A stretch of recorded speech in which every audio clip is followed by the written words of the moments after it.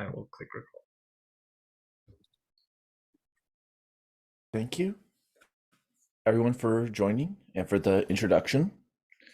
This is going to be a conversation about Stigmergic Wisdom, which is a thread that's weaving together a handful of directions taken by many in this room. In fact, everyone for being here, but everything from long-term directions in the way that people are studying behavior and algorithms, like the concept of stigmergy, which we'll be unpacking.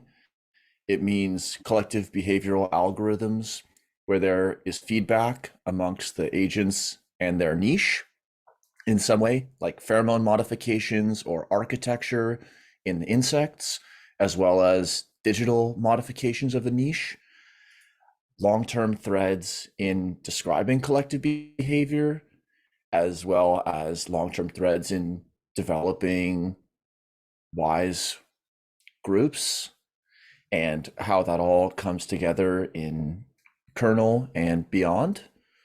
So in the chat, there's a document that Brad has shared, and I'll reshare it.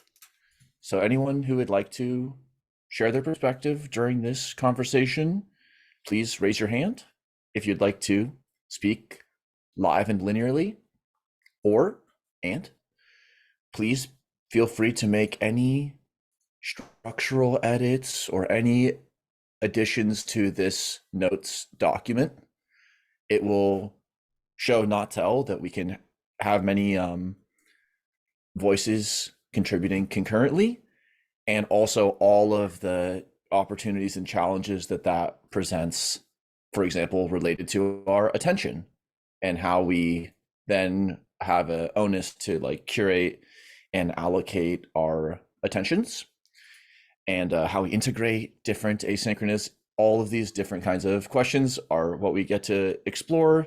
And I know that many people will be bringing like opportunities to stay involved in this kind of niche, different projects in the area that Ronan and Brad will be talking about. So that is all for the introduction to Stigmergy for now. Ronan and Brad will both be sharing, and then we can have some open discussions and modifications. So maybe Daniel, whoever would like to go first. Brad first, go for it. well, no, Ronan's next, but Daniel, could you do 30 seconds on just the mechanics of like markers, medium, actors? In different systems, and of course in different languages, people refer to different parts of the system differently. Broadly though, Stigmergy is based around this separation of like entities or actors or agents from their niche or their context or their surroundings. So it's like separation of mobile entities from some semi-static ground. And the modifications can be of very different types. Like in the physical world, pheromones are a type of modification, and those dissipate through time, whereas like a architectural modification, like moving a pebble, is of a different kind. And Ronan can actually unpack a little more like how that difference between the more transient like metadata type pheromone markings in contrast with the more content like architectural modifications. So there's a lot of like resonances across systems, and hence not exactly one ontology or way to talk about the different components. However, the possibility to apply our intuition and the physical systems that we see engaging in Stigmergy to digital systems is very exciting. And again, we can keep on like drawing out many of these threads as we continue today.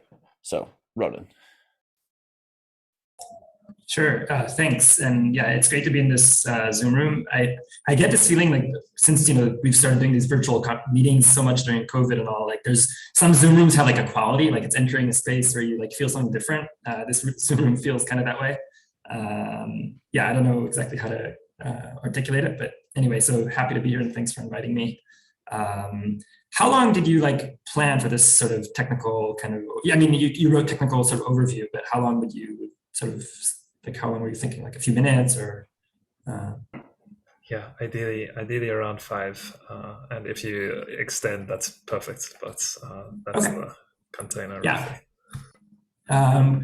Great. So there was the video that you shared that we made for that Blue Sky Ideas paper with Daniel and some other collaborators. So that kind of was, I think, it was this meeting, I guess, through Daniel, I was sort of exposed to this concept of Stigmergy, and it just kind of resonated with me because I've been thinking about how we browse the internet and what's kind of felt like it was really missing. So I was coming from this work by Zach Stein, if you're, some of you maybe are familiar with. He talks a lot about shared attention as this kind of prerequisite for any kind of effective learning between a teacher and students. You have shared attention where you're following the teacher's gaze, or you're following their hand pointing, or you're just following what they're looking at or what they're interested in. So different levels of like following someone's attention. And then sort of this kind of question about where is shared attention on the web? Like if I'm on a web page, why am I not seeing other people's attention, like people that are sort of relevant? Why am I not seeing like where have they been once they were on this web page, like the trails that they've left? And then meeting Daniel and learning about Stigmergy and collective intelligence and ants and just kind of trying to weave this together. It brought us into this interesting space of like what is going on in online environments. Where do we see Stigmergy and how it can maybe help us inform at least like redesign of some of these environments. Because once you start thinking about it in terms of Stigmergy, you start seeing like people will say, oh, Twitter is like this, great collective intelligence platform. It actually does really amazing things. But once you start thinking about sort of in terms of Stigmergy, you're like, but it could be so much more. And it's like, so there's so many things wrong with it and so many things we could improve. That was kind of the sort of backstory for how we got around to this. So I'm happy to kind of talk a little bit about Stigmergy in the context of these online environments and how we're thinking about it. And feel free maybe to, okay, you can jump in if you have questions or drop them in the chat. Ronan, one of the questions I have about why our Stigmergic use of the annotation environment is not as good as it could be is because Facebook and Twitter kind of own the algorithms or what happens with these markers. And that seemed like a motivation for your open source attention thing. So maybe talk about that. Right.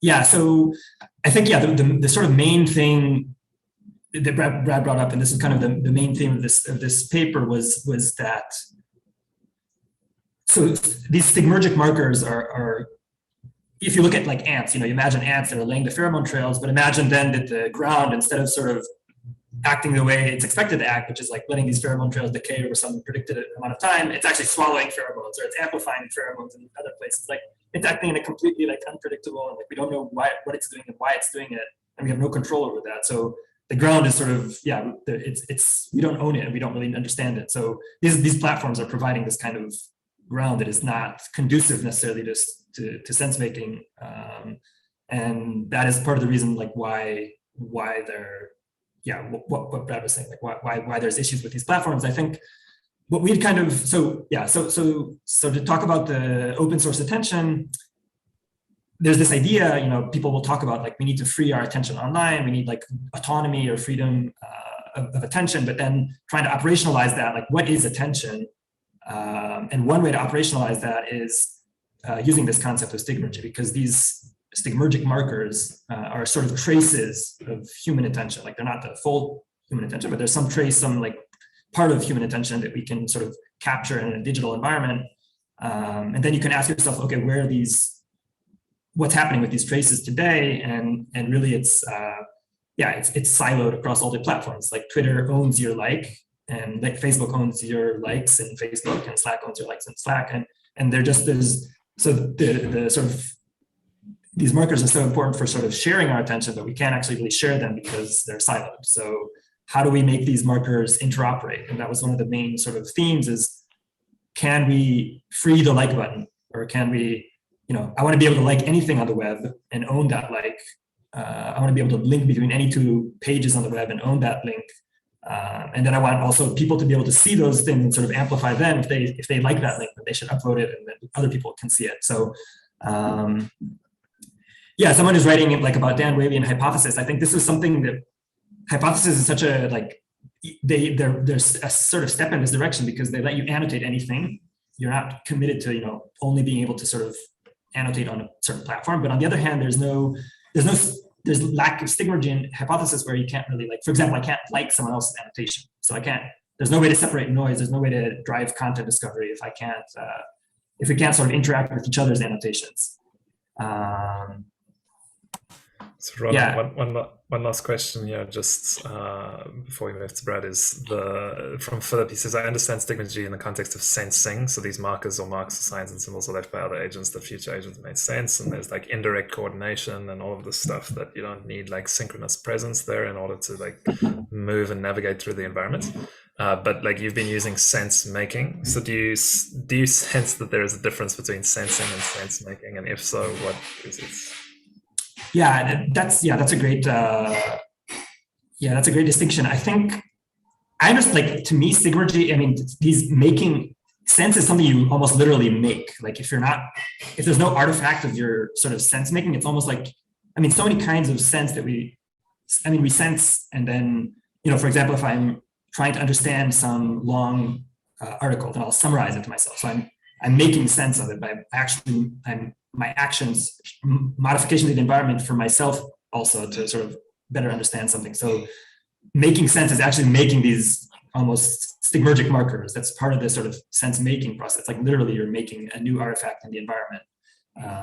So yeah, my annotations, they're pieces that I'm leaving in the environment, and they're also part of my own process of sort of understanding what is salient to me in this blog post or in this paper. So yeah, I see sense making is very active, and there's this whole, maybe Daniel can also talk about this theories of extended cognition, right? That like our cognition extends beyond our mind into the artifacts we're using. So there's a lot of, I think, sort of scientific research to support this. Part of our cognition is extended into the artifacts and the context of like the physical environments that we're situated in. So part of this process of sense making is really modifying the physical environment, which is helping myself and others cognize better, or whatever you want to say. So just to clarify, if I may, thanks Andy for asking the question. The symbols, the signs, the stigmergic traces contribute to our sense making, but other information and contexts and environmental parameters are involved in that sense making. In fact, the stigmergic information content may only be a minority of the sense making process. Yeah, for sure. Yeah, go ahead, Dan. Thank you. Thanks. One can imagine in ant nestmate foraging, the sun's direction and the polarization of light and other chemical cues and the active cognition of the nestmate might all play a role. And so it is just cues. This isn't like the full how-to per se with cues any more than an emoji is. And exactly why those would be interesting to have interoperability in the same way that content can be moved easily. And then one other note, it's this discussion on sense, and there's one usage of sense with like our N senses and sense data. And then there's sense making, which is often highlighting like a more active, whether active cognitive engagement with material or even inactive, like with extended cognition and taking notes and so on. And then there's some interesting ways that comes together with like generative models of perception. For example, even our visual sense is generated, which is why we don't have like the blind spot and the low visual acuity in the periphery and all these different aspects. So there is a embeddedness of action in a lot of these discussions, even without the stigmergic modification. And also we're potentially dealing with stigmergic modifications that are themselves cognitive. Like you modify a script, but then the script runs in a way where physical pheromone might just decay. Maybe you could even think of the decay rate of chemicals as cognitive process. So there's just, it's like a grammar or a pattern language for approaching these systems. And where one won't approach these questions is the flock of birds, the school of fish, the mob escaping the stadium, because those are important scenarios for collective behavior, but because they're not engaged in feedback with the environment and modifying the likelihood that themselves or future entities do something different, it describes the behavior it describes. But the sense that it is describing collective behavior is like more transient and ephemeral. Charles? Thank you. I just wanted to flag something. I'm probably jumping the queue in terms of Andy, how you have things lined up.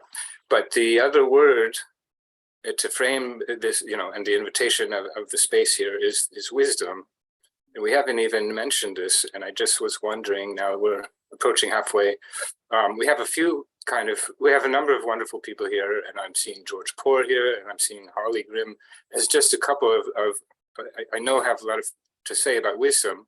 And I'll leave it back to you, Andy, as to when and how to weave it. But I think we could easily talk about all this stuff that we've been without talking about wisdom at all today. But I think we're also here to look at wisdom.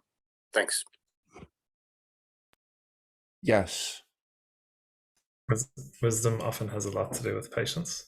And we have Brad up next, followed by George. Okay, and I'll try to throw to you, Charles, on that subject, because that's definitely one of the things that we wanted to be part of this conversation is, hey, Stigmergy does these things, but how does that end up being wise? So quick overview of why I'm involved with sense makers. Ronan and Daniel is, I was made aware of that. I loved his video about open source attention, and I've been doing a lot of work in harvesting the best of Twitter for 10 years, where we have a really efficient way of crawling Twitter and harvesting just the URLs that are coming through a list, like let's say a list on cryptocurrency or permaculture or whatever, and we can kind of harvest a little bit of the zeitgeist of that community about what are the URLs they're sharing, what hashtags are they using, who's referencing those. And so I offered that to Ronan as a way of kind of bootstrapping an open source annotation corpus. So that's one of the things, that's part of the Gitcoin grant, is that we're going to be working together to plug our Twitter crawler into something that they can then spew out markers to an open source corpus. So that's going to be pretty exciting and fun, and hopefully yield some critical mass. You could also do that with harvesting the URLs that are going through this Twitter, through this chat right now, or Slack bots that can push references to URLs to that same corpus. So that's pretty interesting.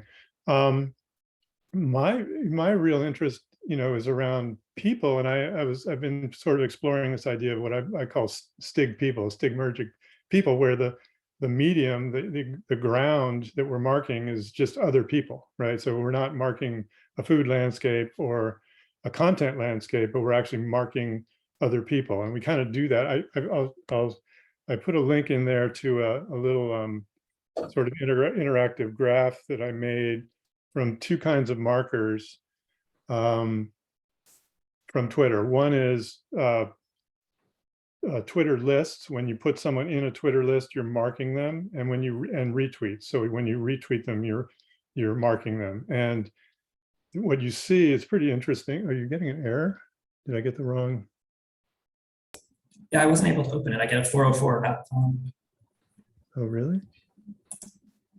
Maybe I miscopied it. I can share it actually if I can maybe get it.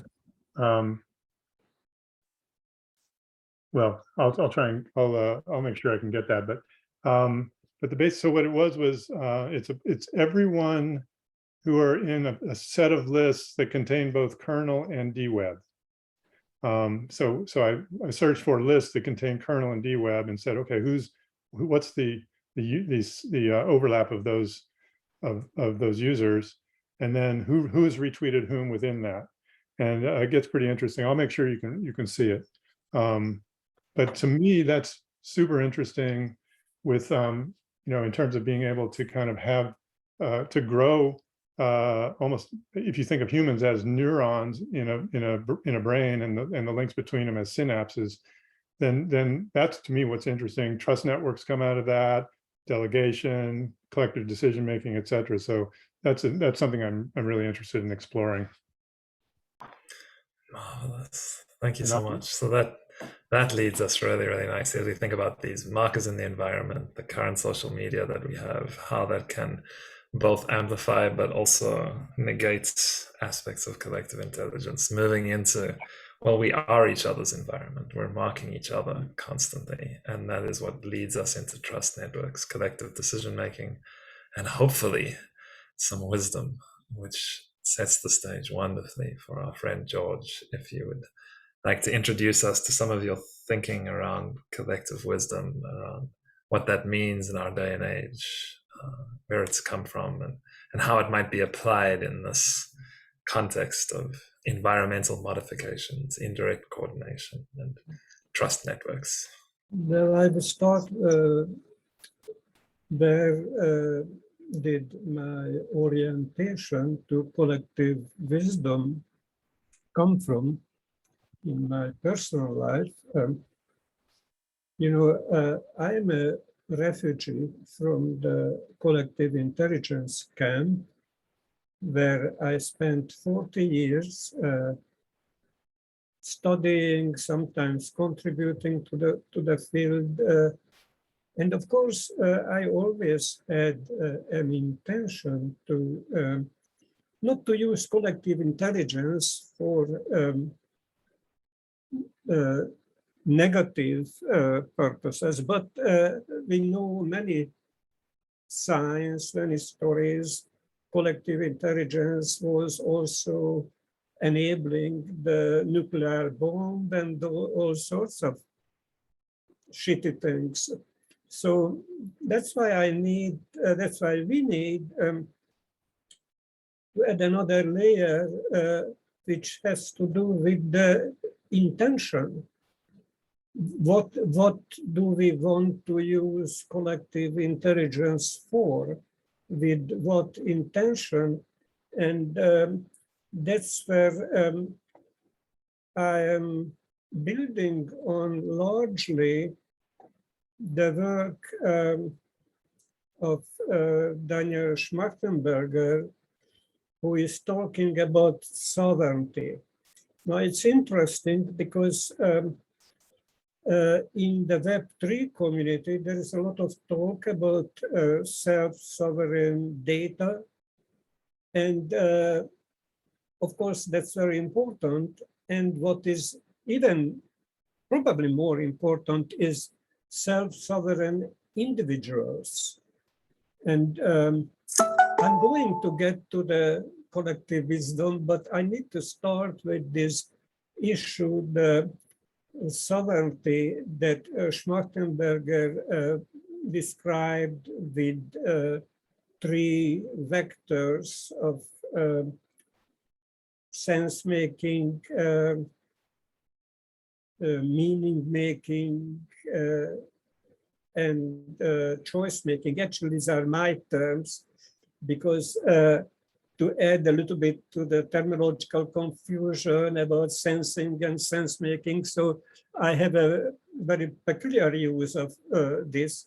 I use sensing in terms of activating our senses, our sensory organs. And what I heard in this call as sense-making, I use for that the term of meaning-making. What is the meaning of the signals that we are receiving? And finally, what is the only beneficial choice-making that we can use the meaning that we extracted from the patterns of signals? So what I would say that if I combine, if I have a chance to experience sense-making of what is happening or sensing of what is happening, sensing what is, combined with consequential meaning making and choice making for the greater good, then I am a wise person. If we can do this together, then we are a wise community. So what are the qualities that we need to develop for this kind of accurate sensing, consequential meaning making, and choice making for the greater good? What capabilities we need to develop individually and together? This is not something that I would want to just think about. This is something that I would love to participate in a collaborative action research, thinking together and having a practice of collective wisdom in the process of a participatory generative action research, where we explore through inquiry and action what are the qualities that we need to develop for collective wisdom. So these are, many people think of me, I'm a kind of visionary guy, but the truth is that I'm more an actionary. Or let's put it that way, that the praxis, where the theoretical, methodological development driven by the practice of the community. This is what I'm passionate about. So I guess I stop here, and I just put in the chat the URL where you would find a draft of enhancing wisdom in Web3 organizations. I would love to get your feedback, and whoever is interested to participate or eventually co-design this participatory generative action research into collective wisdom, I would love to play with you guys. Wonderful. Thank you so much. It's such a beautiful note to finish there on, and this actionary and play. And just one more plug, George also has an offer in the Kernel Office channel if you're looking for a playful environment to explore some of these ideas as it relates to wisdom. I suggest you take him up on it. This is one of the aspects of Stigmergy that I find to be most persuasive, is the notion of indirect coordination. So because we all happen to be interested in the same topic and to be working on it along different dimensions doesn't mean that we have to agree on anything or collapse our projects into one or impose one upon the other. It does mean, however, that we have the invitation and opportunity to learn from and reflect to other folks things which might help them make wiser choices in the moment in which they are called to make them.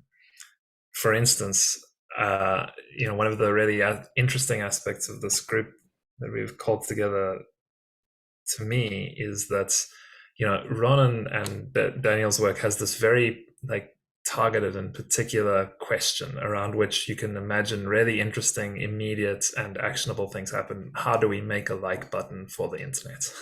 Right? I love that, because this is a wonderful thing. We can begin thinking about what that really looks like. And if that's your propensity and proclivity in life, then that's an amazing thing to look at. And then Brad's work collecting 10 years of Twitter data and thinking about how that applies to trust networks, these wider issues of collective navigation of large amounts of data in ways that are curated but credibly neutral. Really interesting stuff.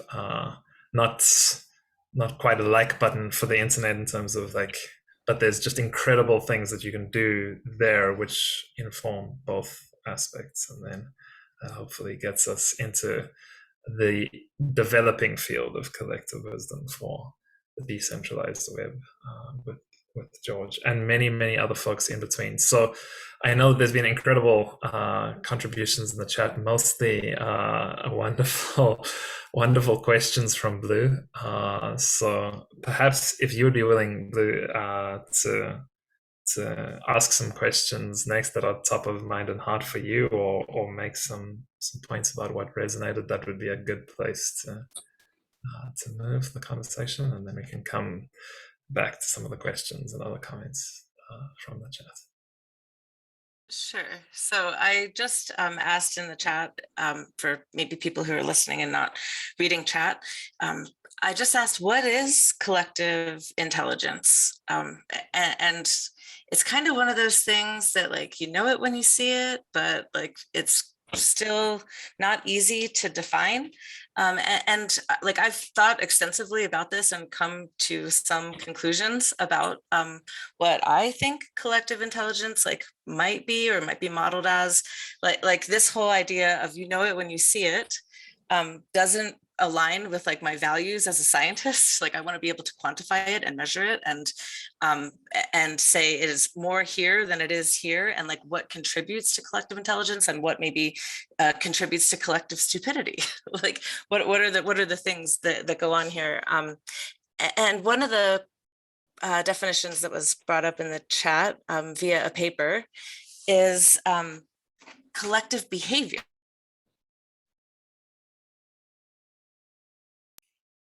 Oh, just lost you, Bleu. We lost your mic. Yeah, continue. Can you hear me now?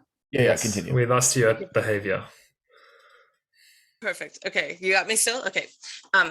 So the ability to execute a task successfully is intelligence, right? So if you can execute a task, that is intelligence. And then that would like lead to collective intelligence as executing a task collectively.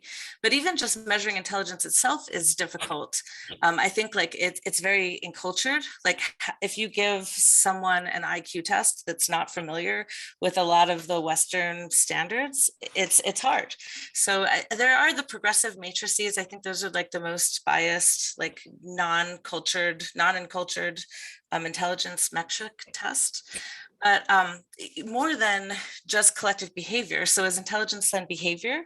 That I mean, I can see it, but also the idea of emergence has been brought up, like borrowing integrated information theory of consciousness, like the degree to which a whole is more than the sum of its parts. That's how they like define consciousness, and there's a great deal of math in that, behind that. So just using that, like maybe we can use this concept of emergence as an intelligence definition. And these are just some thoughts that I have kicked around, but that's neither of those things are really wisdom. And so if you have intelligence, then it's like, wisdom to me is maybe using your intelligence with ethics, right? Or some degree of that.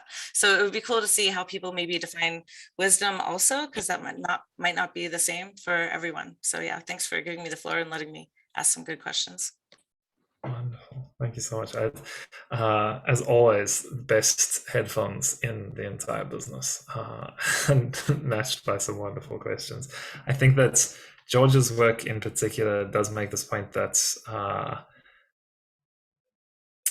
simply being able to measure the collective intelligence is not enough, because it can result in negative outcomes, particularly when we're really good at doing bad things. Hence the shift to wisdom, which he defines well in the paper that he has shared in the chat here and in Slack. I think that like one aspect that I want to just like direct some of the questions to here also is that like Brad has been talking quite a lot about like intentionality and superorganisms. So intentionality as it applies to trust networks, and then can be applied further into these superorganisms. And I wonder, Brad, how does intentionality fit into like better decisions, more wise decisions?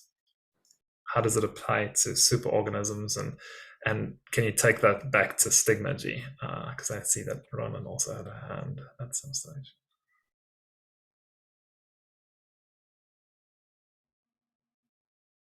Brennan. How intentionality applies to superorganism? That was a question that I asked, and it comes out of the question of how do we survive the meta crisis. And my quick answer is that there could be a large global superorganism that rises above our current dysfunction at doing global scale coordination towards a better world. And if that that to me is an emergent superorganism out of millions of great people, and able to coordinate and do collective action and decision making at scale. And could that is that an intentional intentional superorganism? Is it possible? Well, I think that the superorganism, when it comes into being, it will not resolve the meta crisis. It will be coming into being as the resolution of the meta crisis. So it's the human species, basically. And I'm laughing when people who have a recipe for the next stage civilization and making injunctions and pleading that we should do this, we should do that. I'm always asking, who is the we? And then they say, well, we as humanity. Well, the point is that humanity doesn't have an agency. If it had an agency, then we already resolved all our issues. So that's my brief answer. Let's do the raised hands. And also the document is developing greatly, including areas that people can get involved in. So we'll do raised hand and hear from hopefully many more in this last section. So maybe Fotis and Charles, then Ronan.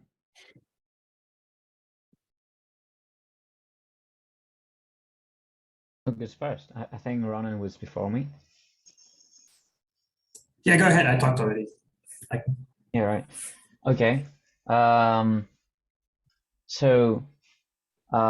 nugget of wisdom I would like to offer is that in figuring, because these are very difficult concepts to deal with because of the variety of their application. So there's an intrinsic vagueness there. And what I think is very useful is to go back to the etymology and the language to figure out something deeper in these concepts. And like in intelligence, because it comes from the Latin verb intelligere, which basically means to choose between.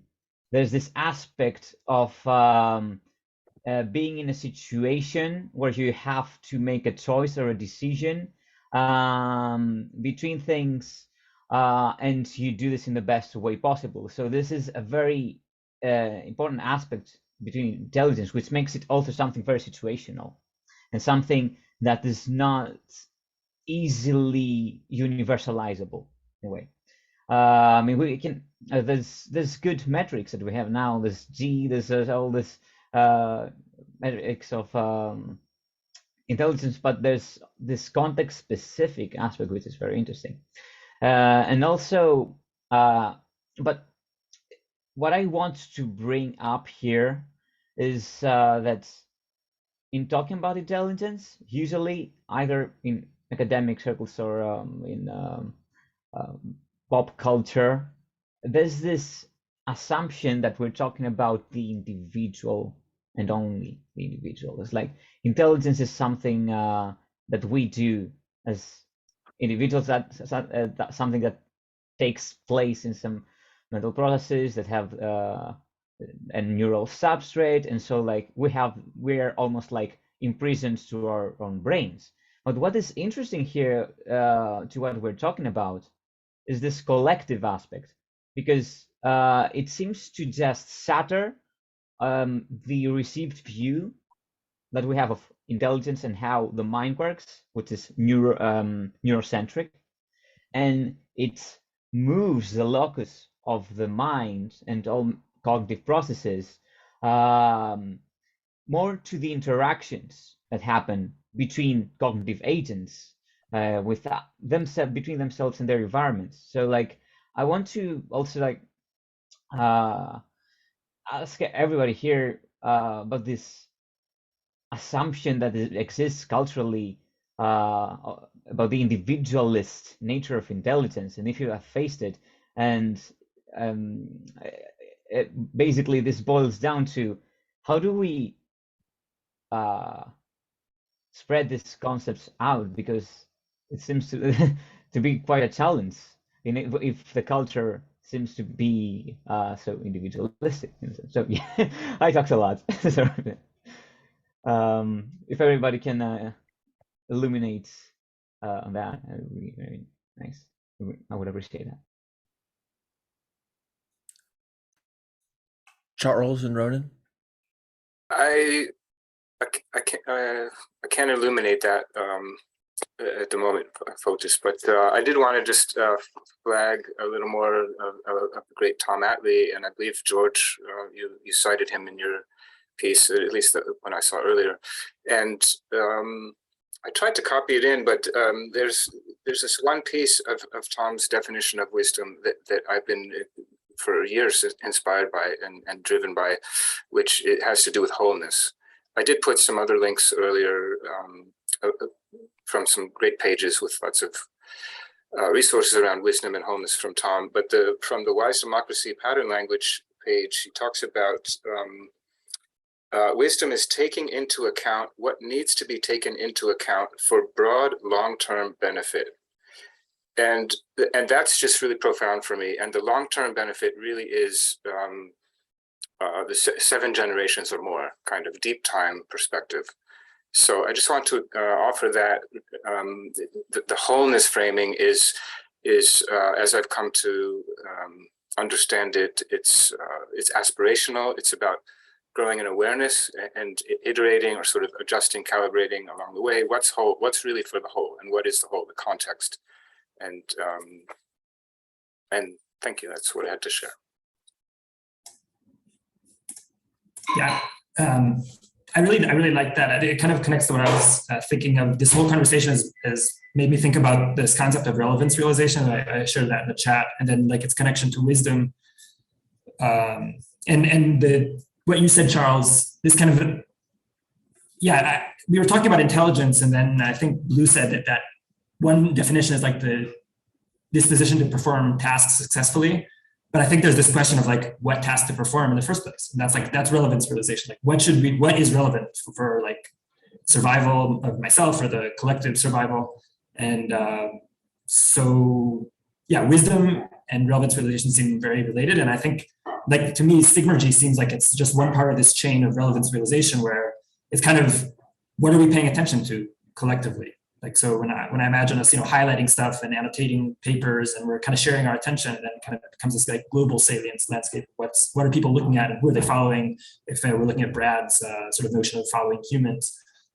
So yeah, that's kind of where is our attention, and what I would expect, like if someone came and like did this study today, they would see like that humanity's attention is not focused in the right places. Like we're not collectively wise right now. We're not looking at the right things that are going to kill us maybe in like 50 years if we don't wake up. So yeah, just thinking about how it feels like we need to solve the whole stack, like solve our attention and our decision making and action, like the whole collective organism, like all the pieces of it. So yeah, big challenging task. Wonderful. I know that Daniel had the most incredible conversation with John Favicki just last week, and that relevance realization was a big part of this. The link for that is in the Convo thing on convo.community. And Daniel, I'm going to ask you about this in a moment. So there's just like one thing that I want to add to the discussion, which has been a really like rich and enlivening one. But as Fotis points out, like and necessarily so for this first discussion, like quite abstract. And one of the reasons for this is that there's this inherent vagueness and high level concepts that are difficult to like get past, particularly when each person has their own understanding of intelligence, of wisdom, of what these things mean in their own lived experience. And so I just thought I'd share like a very brief story about like one little piece for me on this front, which, one of the reasons that I was so attracted to Stigmergy is this notion of indirect communication, leaving traces in the environment, these environmental modifications that allow for like coordination across time and space. You don't have to be in the same place as other agents. The markers just need to be relevant in some way to them. And they're cues. They're not saying exactly what to do. It's just like these kind of cues. And I come out of the world of like literature and language and linguistics, and I was a great fan of if you'll forgive me, the French structuralist, in particular Derrida, right? And Derrida talked at length about this notion of trace and difference, right? He meant it in a very different way, but like the trace thing really like struck with me when Daniel started talking about Stigmergy. And what I wanted to relate it to is that, I've written a number of kind of digital books, and one of the things that I did here, because Derrida in this essay called Signature Event Context has a throwaway remark, which is that the trace of poetry must be music. And he's kind of being like it's a moment of lyricism in very dense French philosophy, which is kind of why it's always stood out to me. And when I was writing the first digital book that I made, I then decided to trace out the influences for each of the poems, things that I was thinking about at that time, links to things that were happening when I wrote the poem or that had lyrics that related to the poem. And it turned out that most of the traces were musical, and it genuinely was not intentional at first. And as I realized that, and there are now about 154 like YouTube links in all of the traces for these poems, I realized, hey, I can make a playlist for this book, which is a kind of crazy thing. I can't go and look at the playlist of Paradise Lost, but you can look at the playlist of this book. And what it does is, like, along with like a bibliography on Goodreads and a playlist on YouTube and a more curated playlist in Spotify, is it provides different views over the same data, right? You can look at the poetic view, you can look at the musical view, you can look at the bibliographical view, and it's all like over the same data, but it's providing these different views in the sense that Doug Engelbart was talking about when he was building NLS and thinking about how do you have multiple different views of like graphs or tables or whatever it is of the same data so that people can collaborate at scales never before possible so that we might augment collective intelligence. And like the views of the Blue Book are not formal logical views in the sense that Engelbart meant, but they are these associative kind of loosely linked things that provide you, if you're more into music than poetry, just listen to the YouTube playlist. Like, don't bother yourself with the poems. Hopefully the experience is somewhat similar, right? Like, it's not going to be exactly the same, but it's somewhat similar. The reason that I tell this story is because it was by mistake, right, that I did this. It was not intentional. And it's just like an interesting counterpoint to the discussion that we've had so far, because like, yes, intelligence is the ability to make choices, and yes, it has something to do with behavior, and yes, it is in between agents, as Fotos so beautifully said, definitely. And I have experienced that same cultural thing where we ascribe it to the individual, and that seems to me to be mistaken. But like, similarly speaking, like intelligence, like another way of thinking about it is like, it's the ability to make mistakes in an interesting direction, right? And this, the last thing that I'll say is that it links me back to a video that Charles shared in Kernel about the Fermat's last theorem and Andrew Wiles. And when if you watch that video, and we can link it, I'm sure Charles has it somewhere, like they're talking about the one conjecture named after two Japanese mathematicians whose names I don't want to butcher. And like there, the man who is still alive talks about his partner, Hamari, I think it was, and says he was sloppy as a mathematician, but man, he made interesting mistakes. And I've always loved that. So I just thought that these mistakes, your nestmates make them as well. And that maybe brings us back to Daniel as we think about relevance and the way in which like there is a generosity required in our communal context that allows for people to make mistakes in interesting directions that might legitimately move us towards like wiser environments. And I wonder, like, is there a way of like quantifying that in the sense that Bleu was talking about? Or do you have any thoughts to kind of finish us off here at the top of the hour? First, perhaps to Ray and Brennan, who haven't spoken, just for any brief thoughts, and then we'll close in just the final minutes. So I'd like to build on what Andy said, and I wonder if it's wise that we use the word Stigmergic for what we're talking about, because I think for most people, they won't know this term. If you look it up, the first definition that someone's always going to see is the basic mechanism of hormonally mediated behavior that would occur in termites and ants and so forth. That's the canonical use of the term, and that sort of behavior is deeply embedded in the DNA of the organism. Like, there's very few things that they could do with a hormonal signal, whereas human beings can react to signals and interpret them in all sorts of ways, and the interpretation might not even be consistent. We know that someone will change how they react to a signal in the environment based on the time of day, how bright it is, how hungry they are, how long it's been since the last time they slept, the last thing they did, who is with them. And it seems like we're overly simplifying social behavior by calling it Stigmergy, when actually what we do is a lot more.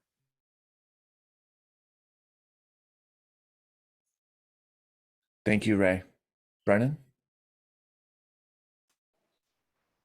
Yeah, this has been awesome. I just want to say that really quickly. This is a new topic for me.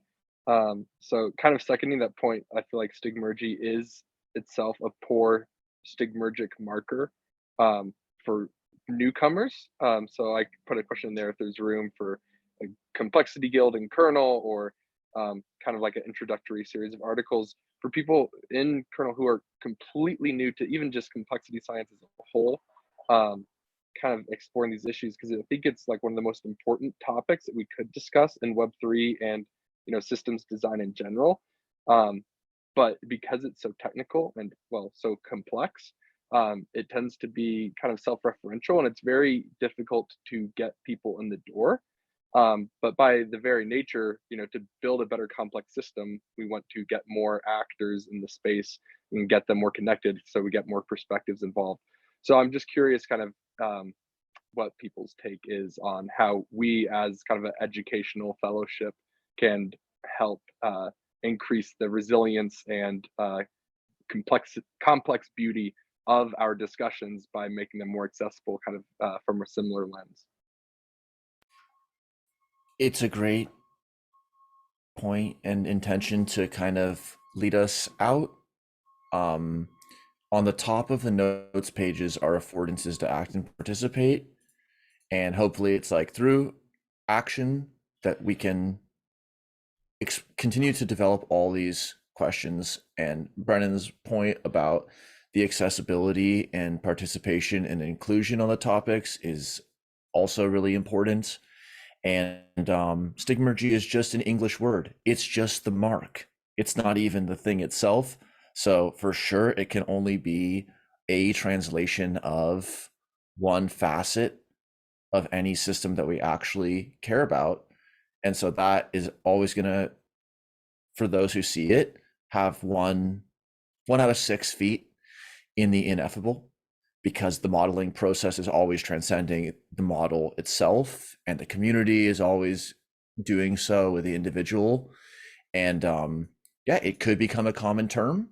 It would be awesome if when people just think about collective behavior, rather than it being something arcane and ephemeral, like flocks of birds, and that's the only place you're going to see collective behavior, or traffic jams, if it were something that were tangible and participatory, that would be cause and consequence of a better situation for some. And it would lead us to these exact threads that we wanted to build and just introduce today, which is like, Stigmergy is just a description. It's just describing the category of algorithms where there's feedback amongst entities and their environment. And so it is not wisdom. It's not even good decisions. Littering is Stigmergy. And picking up the litter is Stigmergy. It's a descriptive framework. It's like numbers, but for agents and environments. And how that is going to be actually utilized in cyber-physical systems. Many people here have done amazing thought and work around, and in the affordances to act and participate on the top of the document, hopefully there's a few ways that we can keep it going. Charles?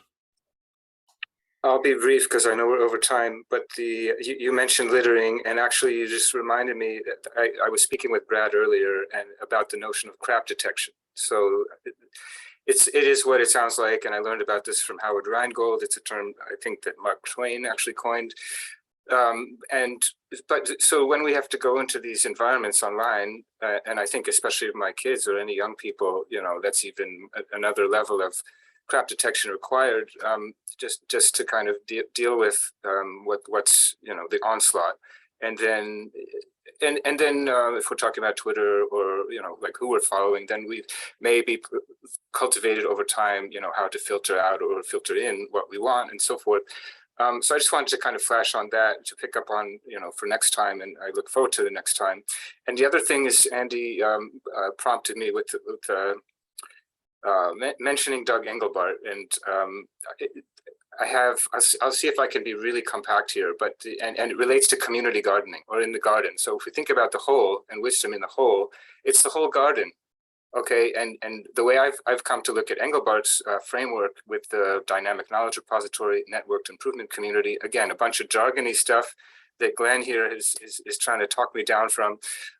Also interoperability. Okay, anyway, I'm rambling, but I'm excited to pick this up. And maybe we can think about the garden as the whole, and whatever that is, even on the simplest, smallest scale, deal with these things. Thanks. Great. Hope to see many in the kernel Slack, and for others, the affordances to act and participate should make it clear other ways to participate. And there's the last comment would be active block inference is an open source package. Open source attention is another project with Ronan and Brad and others and Charles. So check out some of these resources because there's active opportunities to be really involved basically right now. So anytime somebody wants to learn more, contact someone here. Thanks for the subtle play out, Andy. You're supposed to start dancing. This is a song that comes from Holly Grimm. It's got an old man in the thinker pose with the big words "study" on the front of the video. So I thought it was a wonderful way to end our session today. Some binaural beats from the one and only Holly Grimm. Thank you so much for joining us. We will no doubt have many more of these, and act and participate in the documents. We will be in the channel and continue from there. Thank you so much for joining us. Okay.